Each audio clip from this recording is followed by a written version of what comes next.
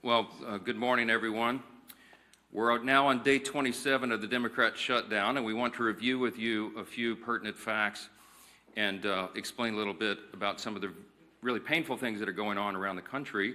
We're delighted to be joined by our dear friend, Kelly Loeffler, former U.S. Senator and now the leader of the U.S. Small Business Administration, and she can speak specifically to some of the great hardships that are being felt by the people who provide jobs now around this country. Day 27 means it's almost been a full month since the Democrats shut down the government. And as we near the end of this month, the pain being felt by so many hardworking people around this country is very real, and it gets worse with each passing day.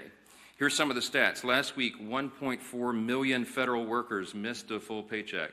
Now, you know, many of them are furloughed, and many more are deemed essential workers, those who are essential, for example, to keep the country safe. TSA agents we've discussed, and air traffic controllers and border patrol, and of course our troops. But so many of them now are going without pay. The families of military service members and the air traffic controllers and so many of these others are now at very real risk of missing the paycheck at the end of this month. The Trump administration has done everything possible to bend over backwards to try to find sources of funding within the federal government to be able to cover the bases, but it is getting more and more challenging with each day. Now, every Republican in Congress wants to stop this madness desperately, and we have voted many times, over a dozen times, collectively 13 times, to reopen the government, to keep it open and reopen it once the Democrats closed it. But here's the very simple and important fact that no one should forget. We have no ability. Republicans do not have the ability to do this on our own. It's a simple math problem. We need Democrats to help. You need 60 votes in the Senate. We only have 53 Republicans. The Democrats are the ones voting repeatedly to shut down the government. But they're not opening it back up. They spent most of their time trying to distract the American people from the very simple truth. So I brought you a little visual aid here to just remind everybody what the simple facts are. 4 simple facts here. The Democrats are required to open the government. They keep saying Republicans are in charge of government. We aren't, not in the Senate. 60 votes control the Senate, not a bare majority. And so point number 1, Democrat votes are required to open the government. Point number 2, they refuse to do it. They have now voted 12 times to keep the government closed. And they'll have another chance today or tomorrow, maybe multiple times this week, and we'll see what they do. Now, the third point is very important because they've been trying to confuse the American people. They've tried to say this is a fight about health care or this or that or any other thing, and it's very simple. They put this on paper. They made this their demand in writing in the record of the Senate, and it has not changed. These are just 4 subpoints there under fact number 3, but there's many more. But among the things they're demanding, this is what the Democrats in the Senate are demanding to reopen the government. They want to give $200 billion in health benefits to illegal aliens and non-citizens, paid for by U.S. taxpayers. That is in their proposal. They want billions in wasteful programs to be returned to foreign countries. So we stopped these things. They want to turn it all back on. They're demanding that we do all that to get the government open for hardworking Americans again. They want to give $500 million to left-leaning news organizations, and they want to cut $50 billion from rural hospitals. We will not do those things, and they know that very well. Which leads us to point number 4. The Democrats have now openly admitted, and you all had to cover it last week, that they're using the pain of the American people as their leverage. That was the number 2 ranked Democrat in the House, the Democrat, the minority whip, who said that, acknowledged it in an interview, that this is leverage. And Chuck Schumer himself boasted that every day of the shutdown gets better for us. That's his now infamous quote that he wishes he had not said out loud. But you know what they're doing and why.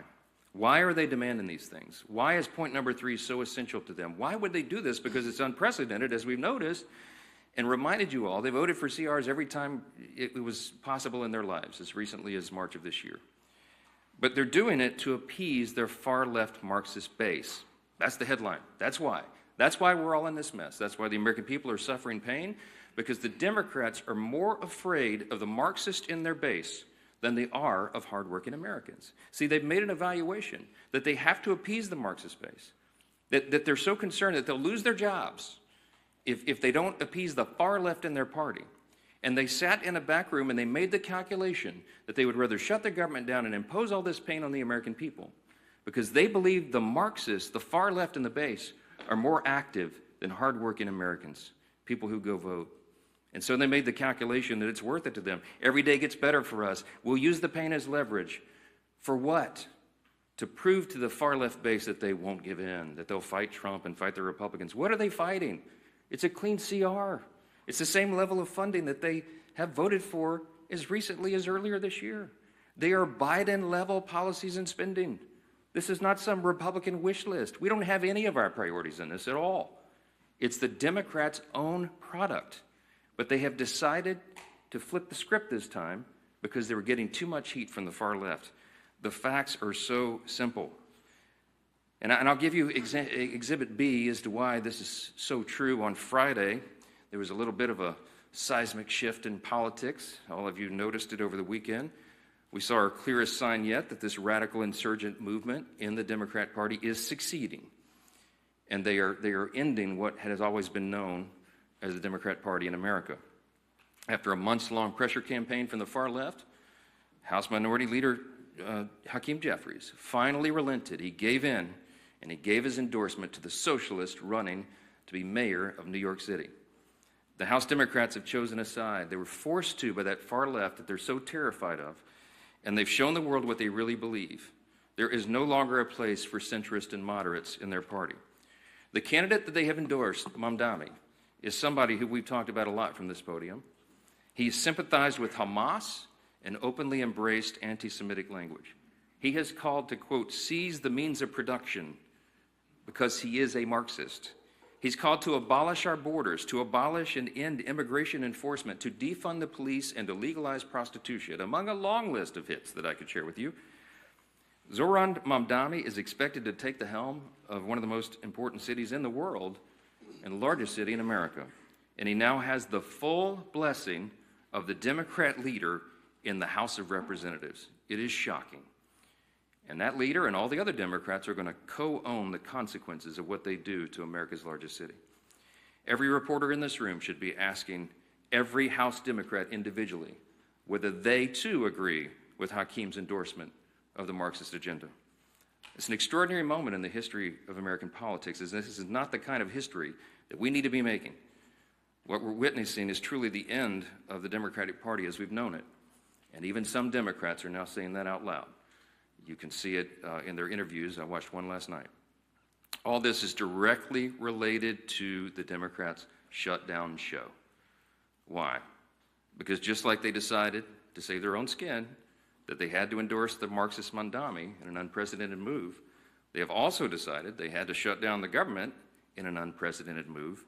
No matter the pain it inflicts upon hardworking American people, they were simply more afraid of the Marxists in their party than they are of voters. For the sake of our country, we pray that their calculation is wrong. We believe it is dead wrong. And as much as they try to obscure it, as much as they try to distract you, as much as they try to say that it's about any other issue under the sun, all those issues were always scheduled to be decided. Health care, the expiring Obamacare subsidies, the NDAA, the appropriations, all these other things, it was always on the calendar for Republicans and Democrats to hash it out in October, November, and December. This is not a surprise to Republicans. It's not a surprise to Democrats, and they all know it. That is the only thing they could grasp onto to try to give some sort of argument, to try to give cover for the fact that they're running from the far left base of their party. Facts are facts. And the ball is fully in the court of the Senate Democrats now. Who are they going to respond to? The American people, I think hardworking American families need to be a little more vocal. I think they need to call some of these Senate offices and tell them to stop the games. They need to know they should fear the American people worse than the Marxists who are trying to take over their party. And my friends, that is exactly what is going on right here. Now, I want to zoom in because we have a special guest and just focus on a group of men and women who are seeing the impact of this shutdown in their bottom line every single day, and that is America's small business owners. See, small businesses are the largest employers in our country. But unlike Washington Democrats, they don't have the luxury to wait out this shutdown.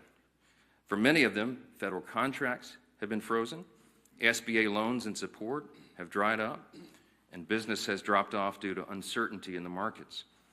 A survey of small business owners across the country found that for the 1 in 5 small business owners who rely on government contracts, this shutdown is forcing them to pull back on their investments. And what are those investments? It's new hires, new jobs. It's supplies and services. They have to pull back on those things so that they can make payroll work, so they can keep their employees employed. One business in Raleigh, North Carolina that relies on federal environmental approval said this, quote, "The backlog that is generated by the shutdown will last long beyond today." Another business in Georgia, Ms. Loeffler's home state, specializes in home repairs, added, quote, "When livelihoods are affected in such a manner, home repairs and projects get delayed if not canceled. Our government shutdown is a threat to us all." For American businesses that rely on loans from the SBA, each day means crucial dollars lost, and that affects every American at the end of the day.